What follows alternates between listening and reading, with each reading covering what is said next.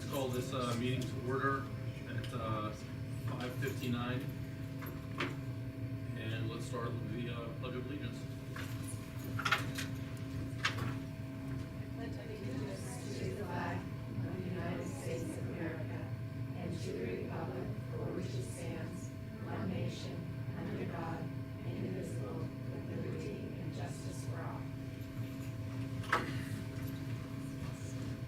All right, so before we get to public comment, we'll open up with our presentations from grades 2 and 3 this evening.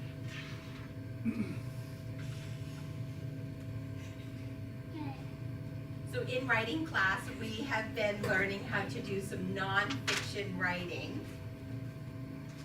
You can do it. You can do it. You got it. You got it. Non-fiction writing is written about facts. First we get facts about animal that we non-fiction format. Then he took notes on it and not in our class based on the facts he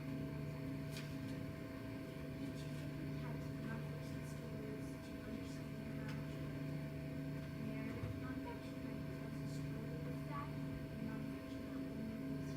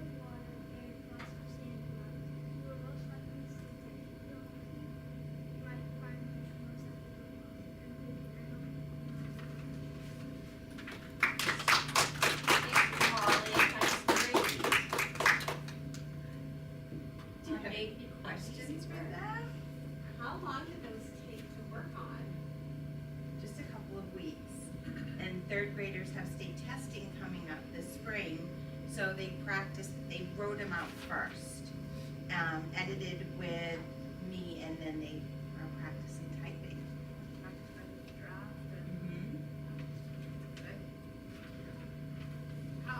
How many different things did you read as part of your research? I think I used some book and I did like different facts of it. And I used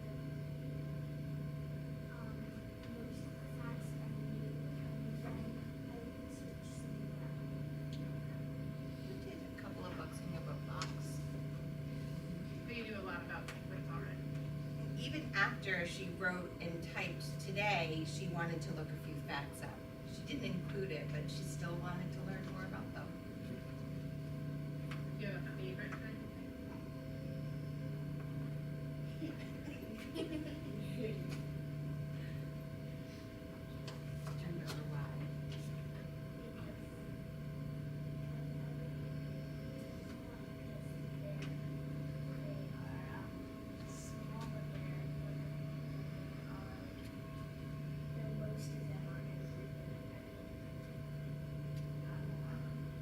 What kind was it? Macaroni. I also like foodie. And that's also the most populous type of penguin, we found out. I know, and nobody's ever heard of them. How about a favorite sea creature?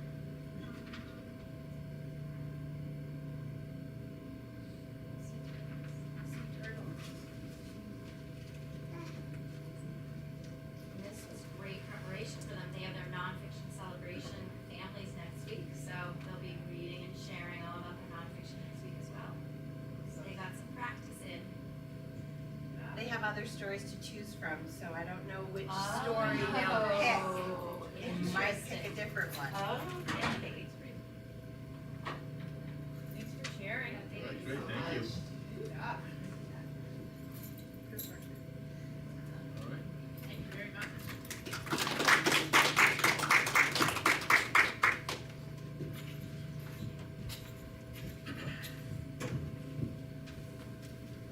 So, move on to public comment. If there is any, anybody have questions, comments? I'll check my text messages, make sure nobody has, oh yeah, sorry, nobody has text me, so we're good there. Great job, Holly. Thank you.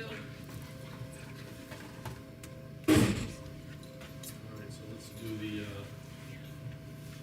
consideration of minutes for the January 13th, 2026 regular meeting.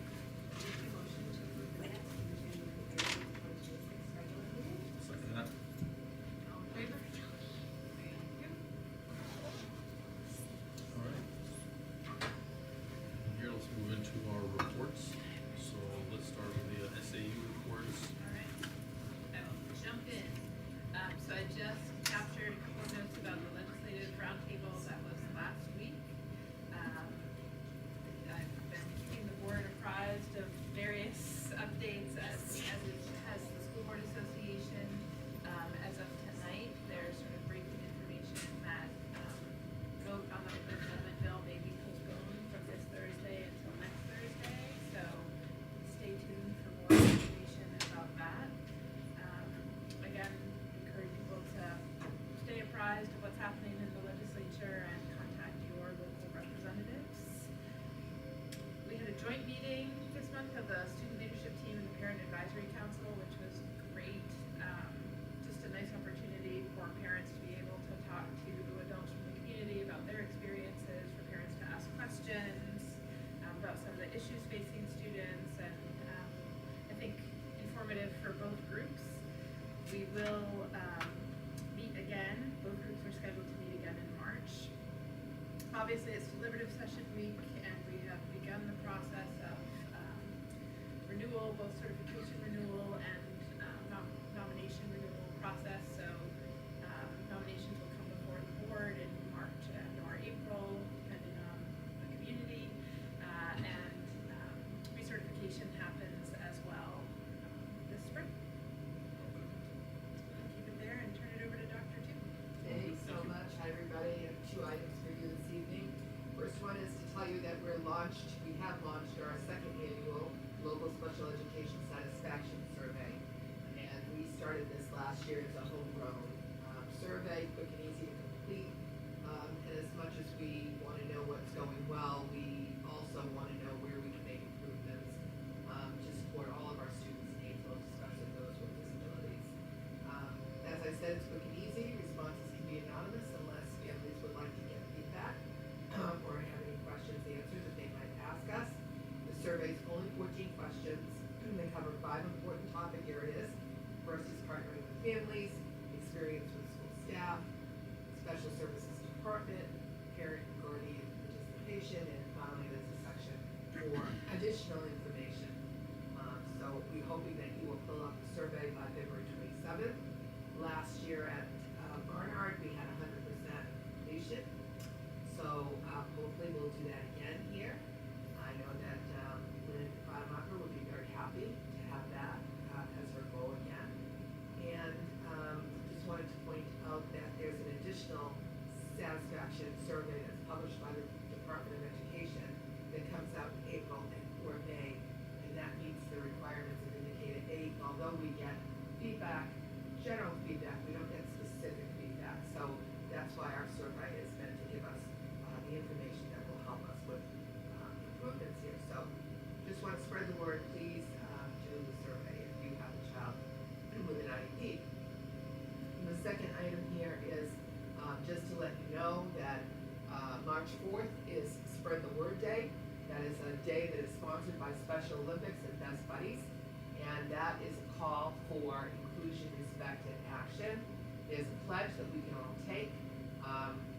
Over 900,000 pledges have been made, over 6,000 schools, over 60 countries, and the pledge is there to kind of help us all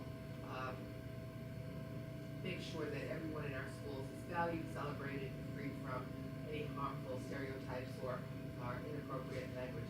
Schools can choose one focus area if they want. Limiting and refraining from derogatory language, combating bullying, and also inclusive action. So a little more about that if you'd like to read about it on your board report, and I'm looking forward to seeing what the principals will be doing on that day to celebrate. Any questions for me? More questions? Thank you so much. All right, thank you, Mary. I won't read it to you, but Dr. Cassidy's report is included and talks about the work that's happening in the SAU around artificial intelligence use and guidelines. Okay, great, thank you. All right, Katie. Alright, short report this month. We celebrated the end of our basketball and cheer season last week. We had a pep rally during the day, which the entire school attended, and so did our Harry the Hawk, celebrating all of the students as well as the 8th graders. We had 11 8th grade students that will be moving on from us that played on either of the basketball teams. No 8th grade cheerleaders this year, but so we celebrated them during the day and as well at night for their last games. So it was a fun celebration. Just an update, our facilities manager, I think I mentioned at another point in time that he had resigned. His resignation was effective as of this past week, although he has agreed to stay on in a much more part-time role to see the transition through while we interview and look for a new facilities manager. Playground committee, we had our first meeting yesterday afternoon, and it went well, and we started looking at sort of, the audit and the report that we had, and then needing to talk about some of our next steps. What are our priorities? What will it look like moving forward? And what do we hope to accomplish with the playground committee? So, and then just some upcoming activities and enrichments. We have a lot going on, even though our basketball and cheer season ended. We have some stuff coming up. Jump rope club, a homework club, which started Monday and was very well attended by quite a few middle schoolers. We have a board game club that Ms. Pruitt will be running, which will be starting in March or April. Newspaper club, we're on the second to last week of ski club, and a chess club as well. So lots going on. We do have the jump rope club and board game club, which will be more for our elementary students. Most of the other opportunities have been for our middle school students. So those are all things that are coming up.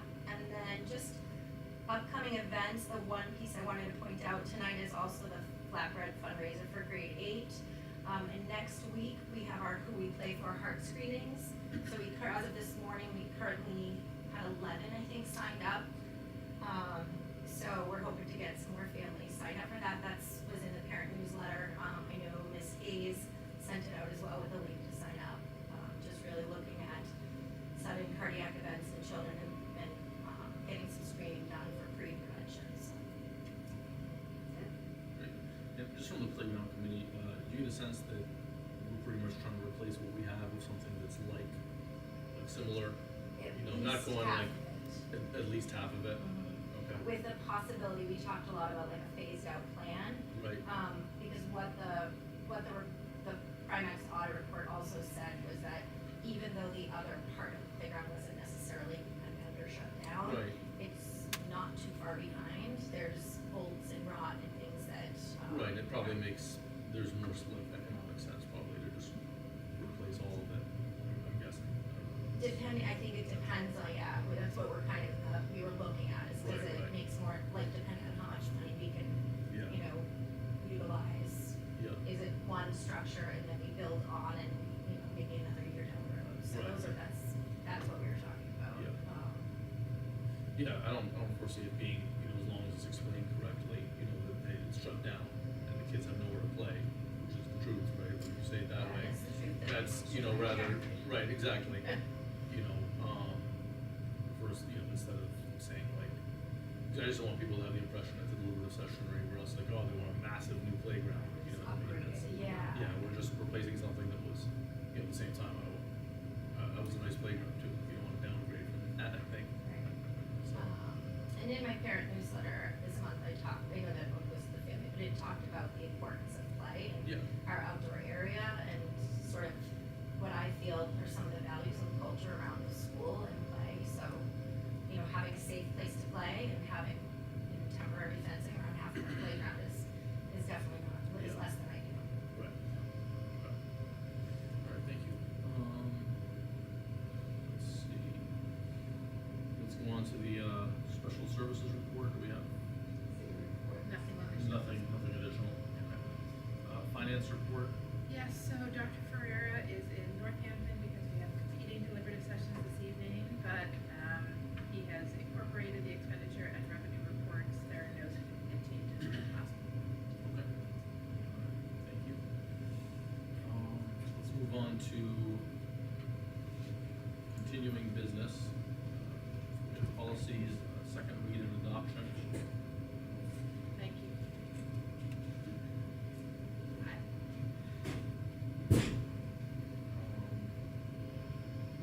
Does anybody have any questions, discussion about it?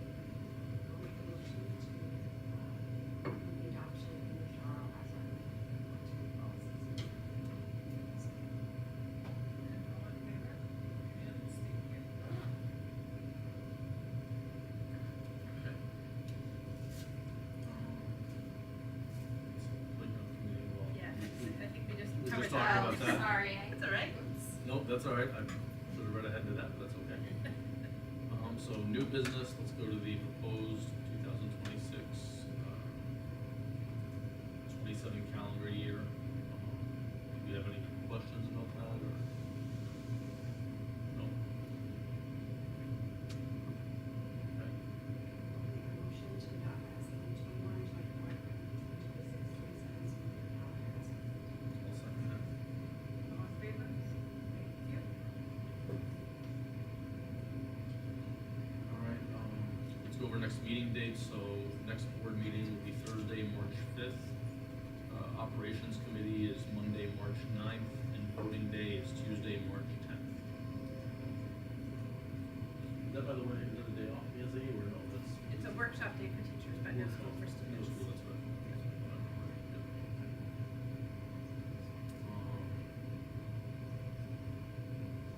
School vacation begins May 1st, but we don't have any non-public items, So we can we can recess the meeting. recess the meeting, all right, so let's recess the meeting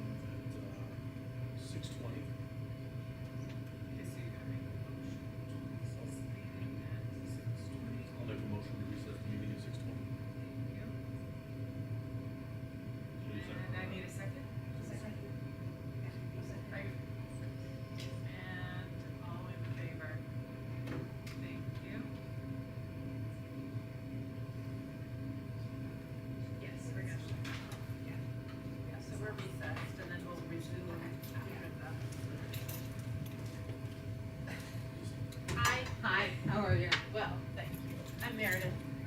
Nice to Yes. meet you. Elizabeth, this is Kim. Hi.